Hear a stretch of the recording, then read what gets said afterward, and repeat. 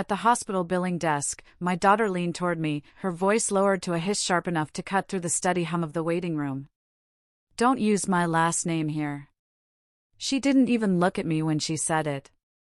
Her eyes were fixed on the receptionist, on the forms, on the world that seemed to matter to her more than the woman who had raised her. I froze, pen hovering above the dotted line, my hand trembling so slightly I prayed no one else could see it. I had been ready to sign, ready to take care of the bill in the way I always did when things fell apart, ready to quietly shoulder the burden as I had done for her entire life. But her words rooted me in place. "Don't use my last name." 3 words, ordinary on their own, but arranged in that way, with her voice packed with something between shame and contempt, they became a sentence. A life sentence. A wall slammed down between us, there in front of strangers, in front of the dull click of keyboards and the faint antiseptic sting in the air.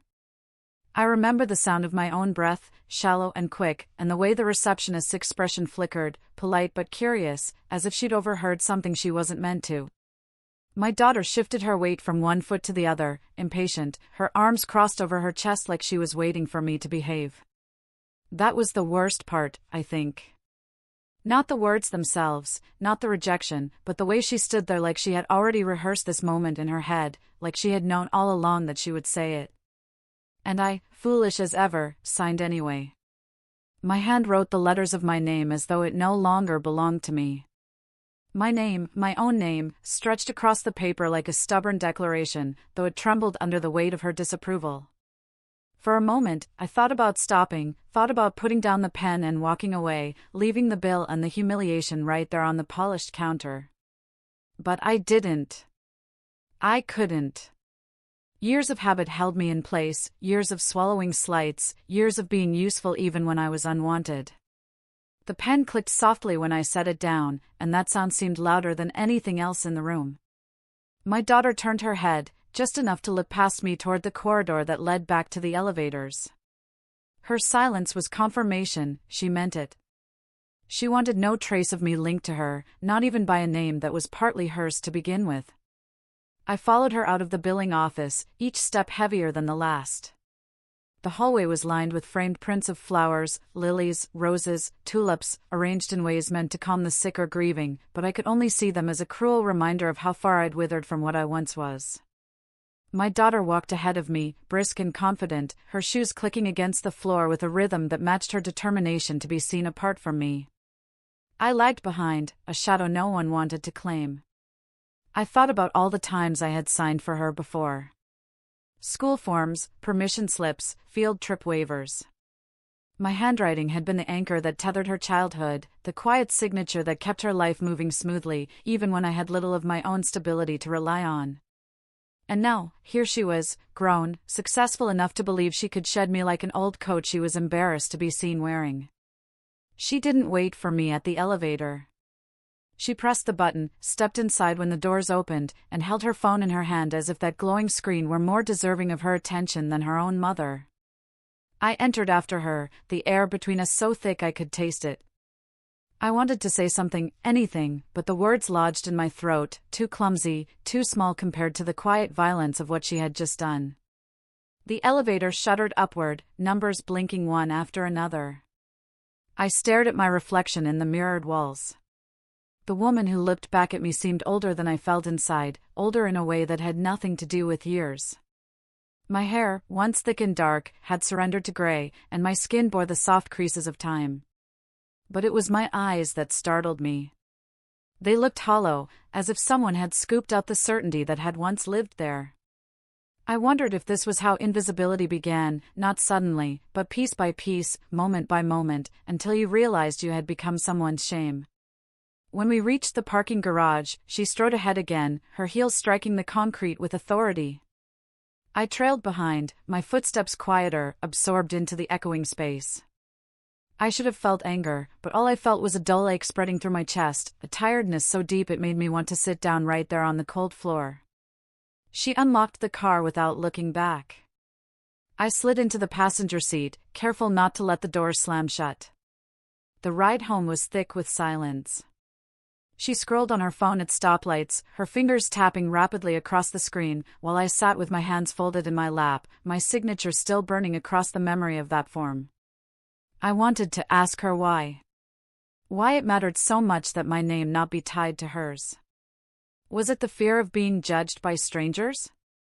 Was it embarrassment over my clothes, my quiet presence, the way I still carried myself with the modesty of someone who had learned to go unnoticed? Or was it deeper, a rejection not of my appearance or my station, but of me, the woman who had raised her, who had held her when no one else would? The hospital faded behind us, replaced by the blur of traffic lights and storefronts. I stared out the window, watching people move about their lives with ease, couples walking hand in hand, parents holding their children close. For the first time in years, I felt entirely separate from that world, as though I had slipped out of its current and was now watching from the bank, unseen and unmissed. At home, she went straight to her room without a word. I lingered in the entryway, my coat still buttoned, my bag still slung over my shoulder. The house felt colder than usual, though the heat was on. I moved slowly to the kitchen, turned on the kettle, and waited for the water to boil. The sound was soft but steady, a small comfort in the quiet. As I poured the tea into a chipped cup, I thought about the absurdity of it all. That after years of sacrifice, of late nights working extra shifts, of skipping meals so she wouldn't go hungry, of putting her needs above my own at every turn, it had come to this. A whispered instruction at a billing desk, a public erasure of who I was to her. I held the cup between my hands, letting the warmth seep into my fingers, but it did nothing to thaw the cold that had settled inside me. That night, I lay in bed, staring at the ceiling. Her words replayed in my head like a cruel lullaby. Don't use my last name here. I wondered how many times she had thought it before she finally said it aloud. I wondered if this was the first of many ways she would carve me out of her life. I wondered, most painfully of all, if she had ever truly been proud to be my daughter. Sleep did not come easily. When it did, it was restless, filled with fragments of dreams where I was always reaching for her and she was always walking away, her back straight, her pace unyielding. I woke before dawn, the house still silent, and made my way to the window. Outside, the street was empty, washed in the gray light of morning. I pressed my hand against the glass, my reflection faint in the pain, and whispered to myself a truth I had never wanted to admit: she was ashamed of me. And though I had signed the form anyway, though I had swallowed the hurt in silence, something inside me shifted that day. It was small, barely noticeable at first, but it was there. A seed of reckoning, planted in the soil of humiliation, waiting for the moment it would push through. The morning after the hospital, I moved through the house with a kind of careful slowness, as though everything around me might break if I pressed too hard. The air felt fragile. Even the floorboards seemed to creak differently under my feet. I boiled water for tea again, more out of habit than desire, and sat at the small kitchen table with my hands wrapped around the cup.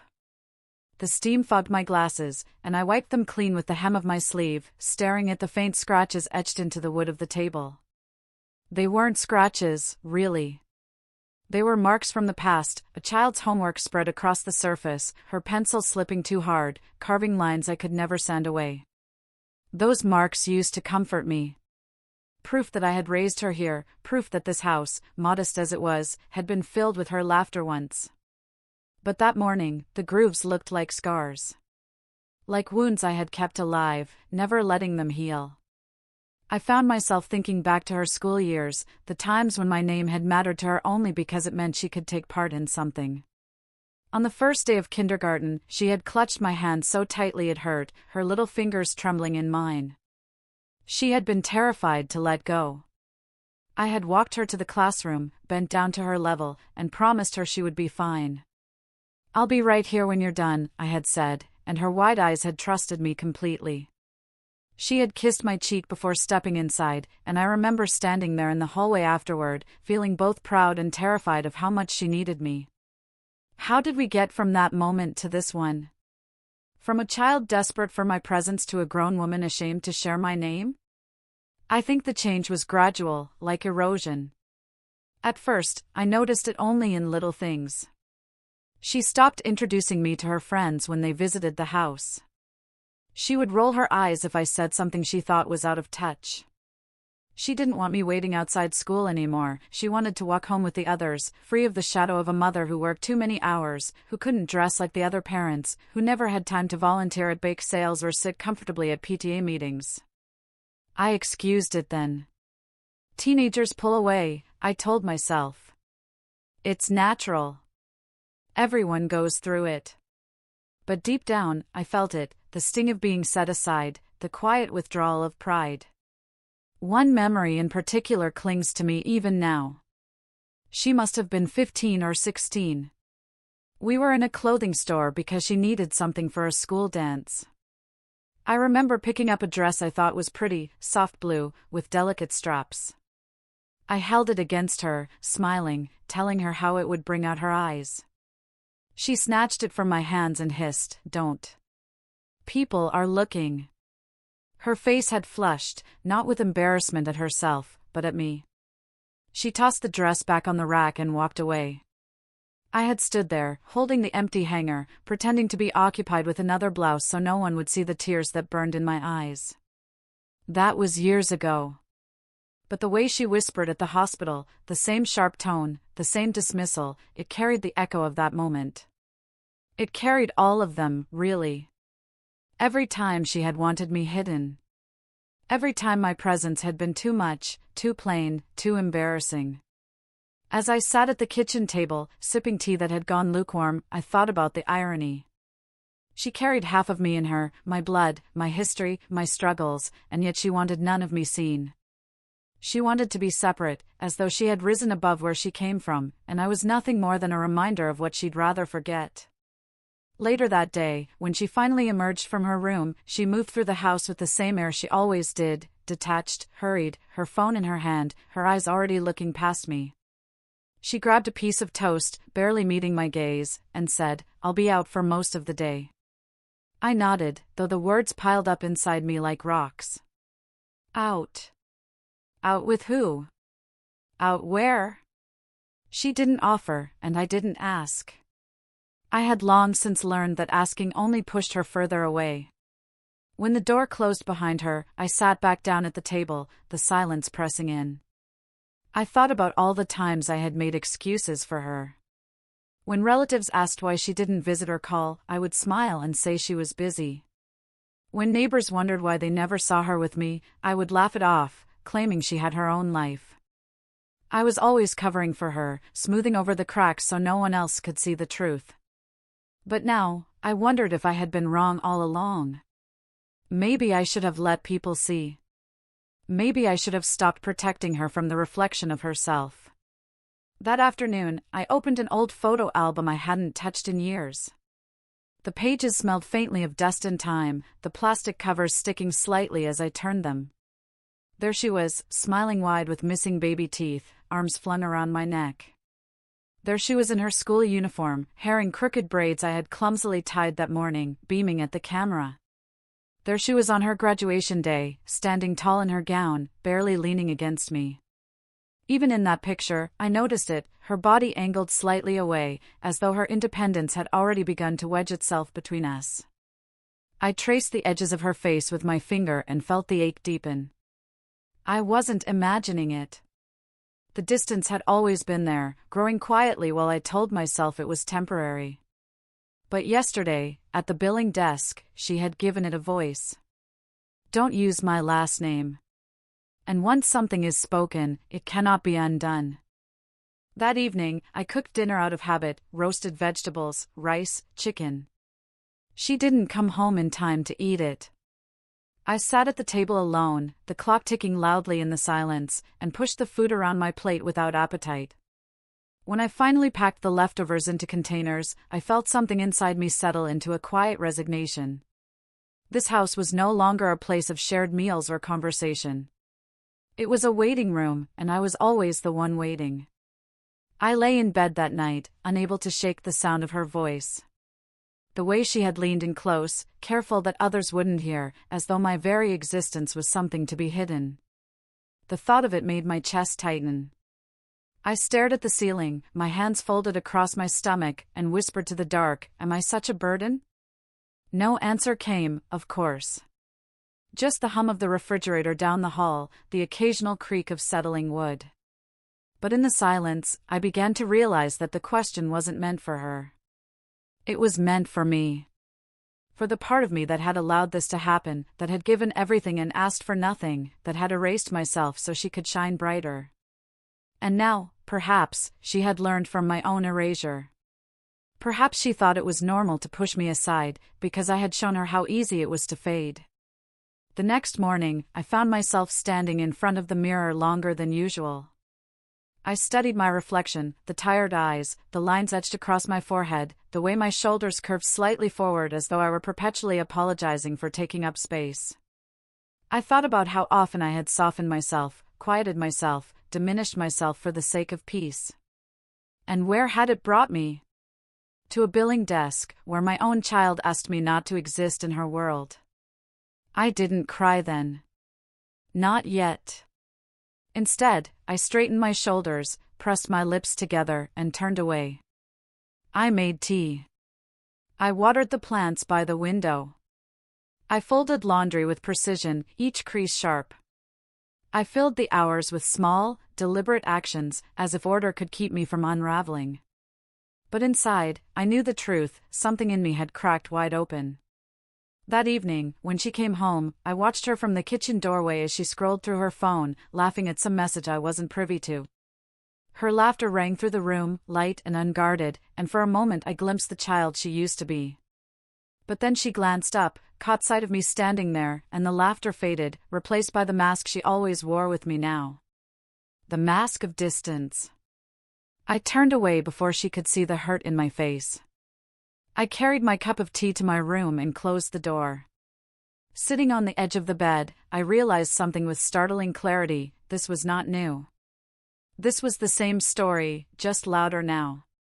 The same dismissal I had endured in whispers and silences for years. The hospital had not created the wound, it had only exposed how deep it already was. And for the first time, I wondered if I had been wrong to keep waiting for things to change.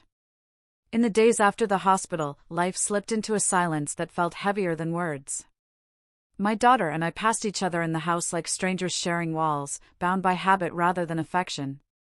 She moved quickly, her presence fleeting, her laughter reserved for voices on the other end of her phone. I moved slowly, clinging to the rhythm of chores, as though order could mask the emptiness between us. I woke earlier than usual, before the sun had climbed fully into the sky. I would sit by the window with my tea, watching the neighborhood stir awake. Cars pulling out of driveways, children with backpacks hurrying down sidewalks, joggers with headphones pounding the pavement. All of them belonged somewhere, to schools, to jobs, to someone waiting for them. I sat alone, unseen, my cup warm between my hands, wondering what it meant to belong when even your own child wished you invisible. The memory of her words replayed in loops. Don't use my last name here. Sometimes they came back as a whisper, sharp and cold. Other times they grew louder in my mind, echoing like an accusation. I tried to push them aside, to busy my hands with folding clothes or scrubbing dishes, but they threaded themselves into every task. Even as I folded her laundry, smoothing her shirts and matching her socks, the words sat there between the fabric, telling me I was not worthy of acknowledgement. One evening, as I ironed a blouse, I caught myself pausing with the hot iron hovering midair. I thought, why am I still doing this? Why am I still caring for someone who has made it so clear she doesn't want me tied to her? The thought startled me, because it was the first time I had allowed resentment to creep in. For years, I had excused her behavior, chalked it up to age, stress, or independence. But that night, I felt it settle inside me, the ache of giving endlessly without return. The house itself began to feel different. Once, it had been filled with her presence, her shoes by the door, her school books scattered across the table, her laughter echoing from her room. Now it was only her comings and goings, the sound of doors opening and closing, the occasional slam of a cabinet. Even the scent of her perfume, shampoo, the faint trace of her laundry detergent, seemed to linger less, replaced by the dull neutrality of a place half abandoned. I found myself speaking aloud to fill the silence. Small things, muttered as I moved through the rooms. Time to water the plant. Don't forget to defrost the chicken. Careful, it's hot. My own voice startled me sometimes, reminding me how long it had been since anyone else had spoken to me in this house. One afternoon, I decided to walk to the grocery store instead of driving. It was only 10 minutes away, but I hadn't done it in years. I pulled on my coat, tucked my wallet into my bag, and stepped outside. The air was crisp, carrying the faint smell of damp leaves. The sidewalk stretched ahead of me, cracked in places, lined with weeds. I walked slowly at first, uncertain, as though the world beyond my front door might judge me too. But then I noticed things I had forgotten. The way the branches arched overhead, catching the light. The sound of birdsong, sharp and persistent. The warmth of my legs working beneath me, a reminder that my body was still mine, still capable. When I reached the store, I felt a small swell of pride. I hadn't needed her, or anyone. I had carried myself there on my own. Inside, the cashier greeted me with a simple "good afternoon," and it nearly undid me. That tiny recognition, a stranger seeing me, speaking to me without shame, felt like a kindness so rare it made my throat tighten. I smiled back, my voice trembling as I replied, "Hello." When I carried my bag of groceries home, the weight of it in my hand felt more like proof than burden. Proof that I could still exist on my own terms. That night, as I put the groceries away, I thought about how small that moment had been and yet how large it felt. A walk to the store. A simple hello. But it was more than that. It was a reminder that I did not have to wait for her to see me. The world, indifferent as it often was, still offered slivers of acknowledgement if I was willing to step outside to find them. Of course, the silence returned when she came home later, tossing her bag on the couch and retreating to her room without a word. I listened to the muffled sound of her laughter through the wall, wondering who she was when she wasn't with me. Was she kind? Did she make others feel seen? Did she bury her shame so deeply that no one else suspected it?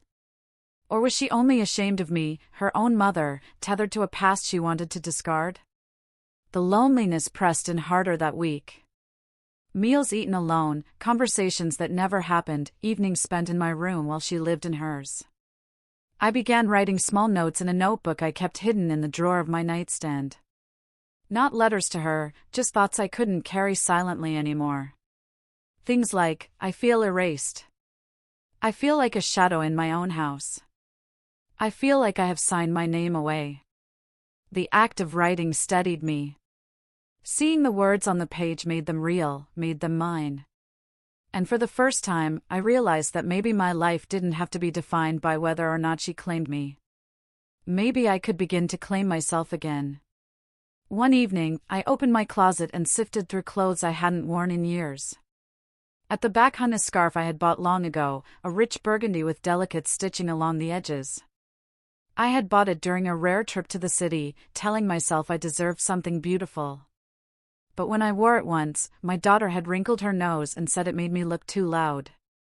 I had tucked it away after that, silenced by her judgment.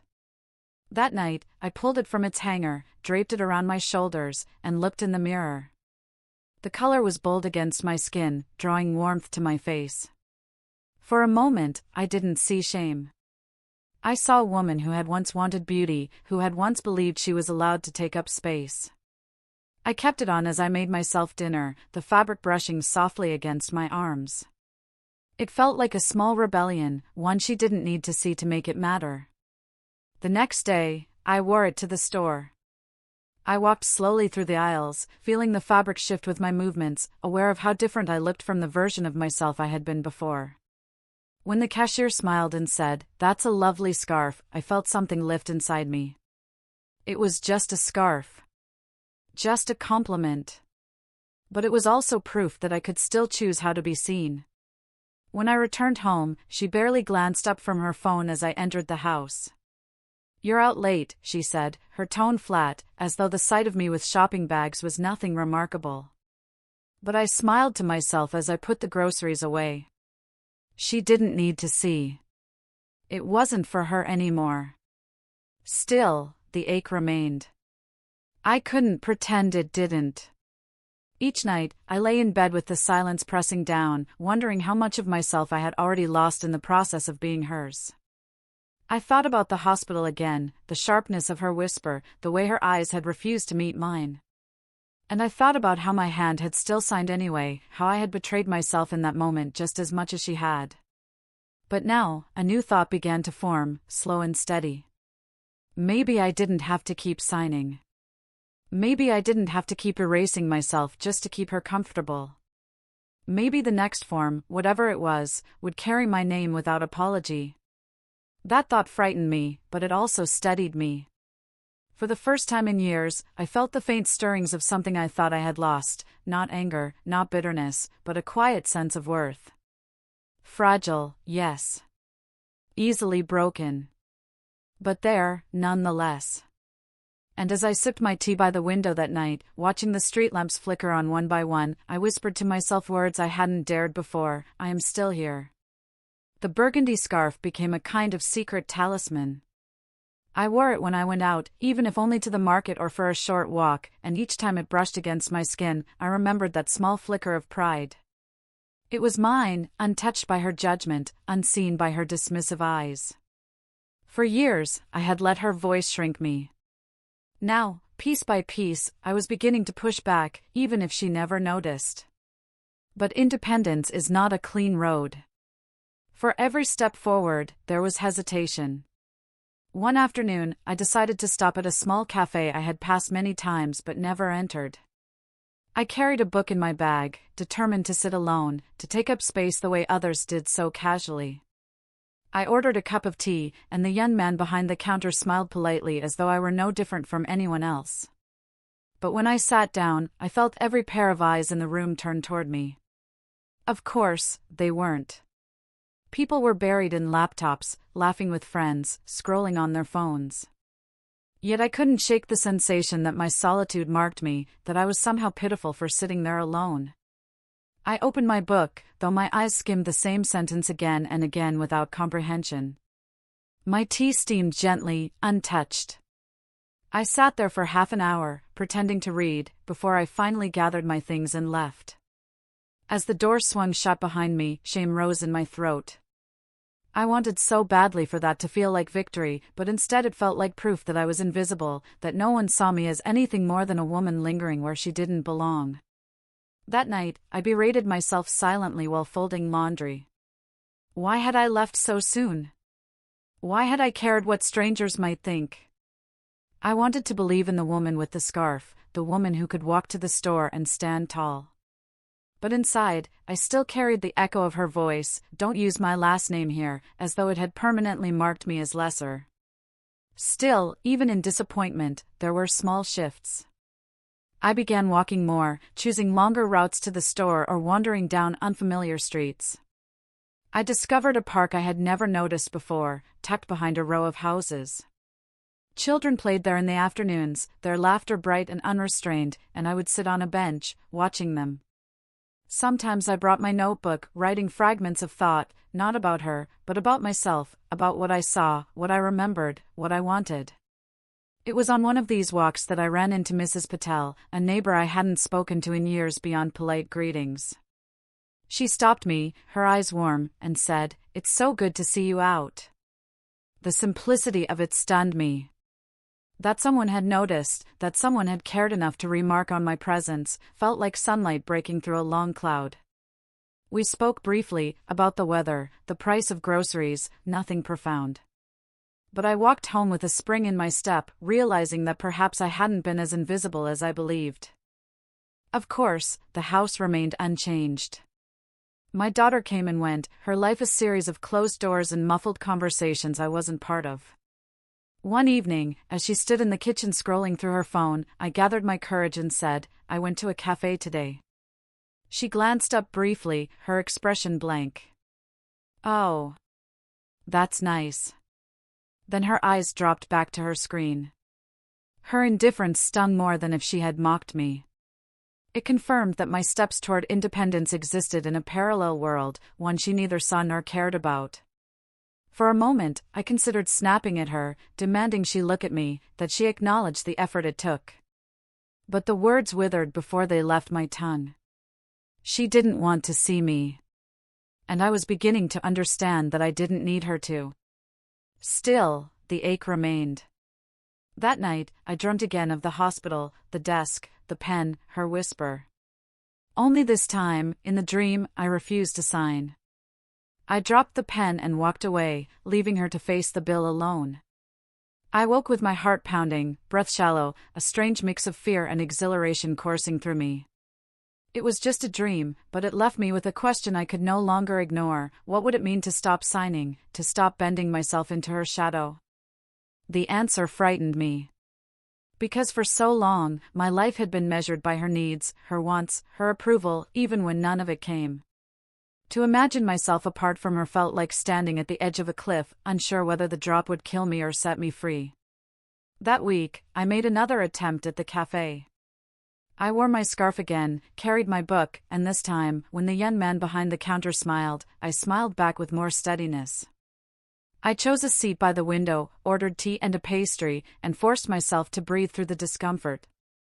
My hands trembled slightly as I turned the pages, but I read. Not well, not deeply, but enough. And when I finished my tea, I ordered another. By the time I left, I felt lighter, as though I had pushed through some invisible barrier. Walking home, I thought about the years I had shrunk myself, the years I had waited for her acknowledgement, and how little it had given me. Perhaps I couldn't change her. Perhaps she would always see me as something to hide. But maybe, just maybe, I could change myself. That night, I stood at the sink washing dishes, the scarf still draped around my shoulders. My reflection in the window was faint, but I studied it anyway. For the first time in a long while, I didn't see only the hollowed eyes of someone erased. I saw a woman still capable of claiming her own presence, even if no one else cared to notice.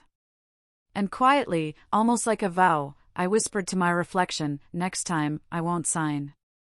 The words I had whispered to my reflection, "Next time, I won't sign," clung to me like a second skin. At first they felt like a fragile promise, something easily broken under the weight of habit. But as the days passed, they grew firmer, like roots digging into soil. Each time I looked at myself in the mirror, each time I wrapped the burgundy scarf around my shoulders, I remembered. I would not sign away my place again. I didn't have to wait long for the test. A week later, my daughter asked me to accompany her to the clinic. She had a follow-up appointment, something minor, yet she said it in that flat, commanding tone that assumed I would go. Old reflexes stirred in me, the part of me that always obeyed, always bent. But I steadied myself, nodding calmly, not because I felt obliged, but because I wanted to see if I was strong enough to keep my vow. The waiting room smelled faintly of antiseptic and stale coffee. The same hum of fluorescent lights, the same quiet shuffle of papers and soft beeping of machines. I sat beside her, my hands folded neatly in my lap, the scarf draped over me like armor. She scrolled on her phone, barely acknowledging me, as if I were merely another patient waiting to be called. When the nurse finally asked for paperwork, my daughter turned to me sharply. "You'll take care of it, right?" The words weren't a request. They were a command, delivered with the same unthinking expectation she had carried all her life. The form slid across the desk toward me, and for a moment my hand twitched, reaching for the pen out of sheer habit. But then I remembered the hospital desk, the hiss of her voice, the humiliation carved into me. I remembered every permission slip, every waiver, every time my name had carried her while she hid me in return. I looked at the receptionist, a young woman with tired eyes, and said softly, "No. She can sign for herself." The silence that followed was heavier than any I had ever known. My daughter's head jerked up, her eyes flashing with disbelief. "What do you mean, no?" she hissed. "I mean," I said, my voice steadier than I felt, "it's your appointment. You can sign your own name." The receptionist hesitated, glancing between us, clearly uncomfortable. My daughter's cheeks flushed, anger and something else flickering across her face, perhaps embarrassment, perhaps the realization that I was no longer willing to be erased on her behalf. "Fine," she snapped, snatching the pen and scrawling her name across the paper. Her handwriting was quick, careless, impatient. Mine had always been neat, deliberate. I watched her hand move, and instead of shame, I felt a surge of something else, release. For once, the responsibility was hers. For once, she was tethered to her own choices, her own name. We sat in silence after that, the air between us sharp. She avoided my eyes, staring hard at her phone as though it could shield her from the shift that had just occurred. I didn't press. I didn't gloat. I simply sat with my back straight, my hands calm in my lap, knowing that something had irrevocably changed. The appointment came and went. On the drive home, she kept her eyes on the road, her lips pressed into a thin line. I could feel the storm brewing in her, but I didn't cower the way I once might have. Instead, I gazed out the window, watching the city pass by, the steady rhythm of traffic, the blur of buildings, people moving through their lives. I realized, with a startling clarity, that I belonged to myself again. At home, she slammed her keys on the counter and muttered, "I don't know what's gotten into you." I set my bag down carefully, unhurried. "Nothing's gotten into me," I said. "I've just decided not to disappear anymore." Her eyes widened, but before she could speak, I turned away, moving to the kitchen.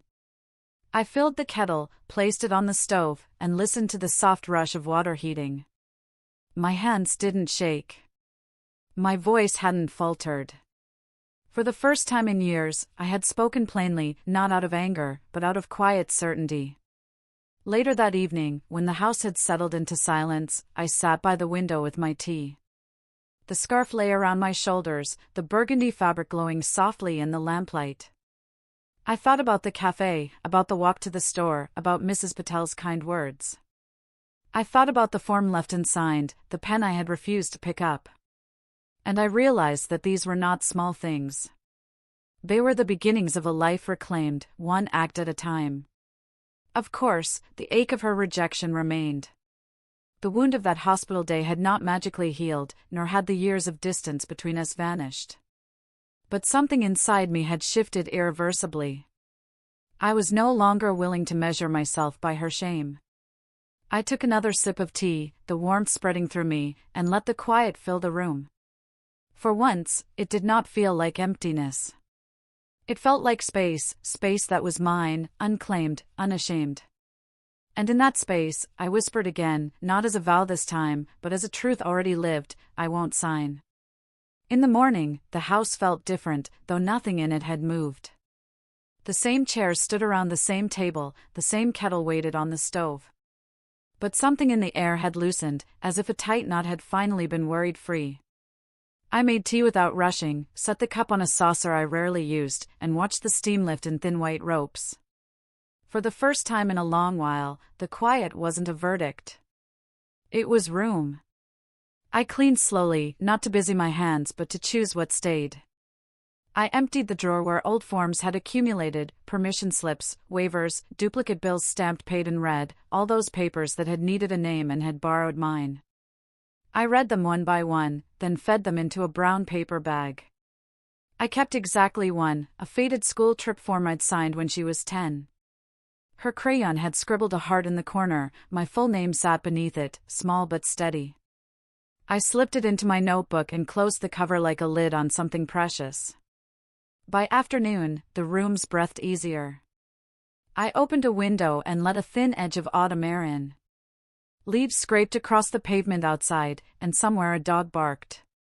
The ordinary world continued, indifferent to my small revolution. It comforted me to be so unimportant to it. I tied on my burgundy scarf and walked out, locking the door behind me with a small twist of the wrist that felt like a signature. I went to the library. It was not far, but I'd avoided it for years, not out of any dislike, but because the habit of shrinking had made even simple doors feel heavy. Inside, the air smelled of paper and dust that had learned to sit quietly. I wandered the stacks, touching spines, reading the names stamped on them in gold. I chose a novel at random. When I reached the desk, the librarian asked, "Do you have a card?" I shook my head, and she slid a form toward me. My hand didn't tremble. I wrote my name in the neat, careful script I had once reserved for school forms in doctors' offices and the blank lines people needed me to fill so their days could proceed. I watched the letters assemble themselves, patient and whole, and felt a calm that was not triumph exactly but a kind of homecoming. The librarian looked up from my application and smiled. "Welcome," she said. The word didn't land with fanfare. It just landed. I tucked the temporary card into my wallet and carried my book out like a small, warm loaf. On the way home I stopped in at the cafe and sat by the window again. I read 3 pages, then 5, then lost count. Nobody looked up, nobody needed to. The tea cooled. The pastry flaked beneath my fork. A boy at the next table laughed too loudly, a woman across the room underlined a sentence in a textbook and frowned. Ordinary life gathered around me, unconcerned with who I was, but not opposed to my being there. I finished my tea and ordered another without apology. When I stood at last to leave, I left a coin on the saucer and a fragment of fear under the chair. Mrs. Patel passed me on the sidewalk. She stopped the way people do when they see a person twice in the same week after years of nods. "You look well," she said, her eyes warm and direct. I told her about the library card, and she clapped her hands softly as if I'd come back from a very long journey. "You must come by," she said. "I make chai too sweet, but everyone pretends they like it." I laughed, and promised I would. We exchanged numbers with the gravity of 2 people setting a small table in a shared field. At home, I put the book on the kitchen table and boiled water again. My daughter's key turned in the lock while the kettle sang. She came in with the cold clinging to her sleeves, her expression already somewhere else. "You need anything?" she asked, without much shape to the words. "No," I said. "Thank you." I poured tea. She glanced at the scarf. "That new?" she asked. I looked down at it, surprised she had noticed. "No," I said. "Just mine." She nodded like she hadn't expected an answer, then wandered to her room, the door closing with the dull certainty I knew too well. I stood at the counter, hands around the cup, and waited for the old ache to surge. It didn't. The ache was there, it would be there for a while yet, but it no longer dictated the terms. It moved aside for something quieter and stronger, like a high tide going out. That night I wrote a letter I did not plan to send. I wrote her name at the top and then, in several steady paragraphs, I told the truth without pleading. "I will help you when I can, but I will not be hidden. I will love you, but not at the cost of disappearing. I will answer when you call, but I will not erase myself to make the world easier to face." I folded the letter, slid it into an envelope, and tucked it into the drawer with the old school form. Not because I needed her to read it, because I needed to have said it somewhere clean. Days found a rhythm. I went to the library twice a week. I learned the names of the cashiers at the market and used them.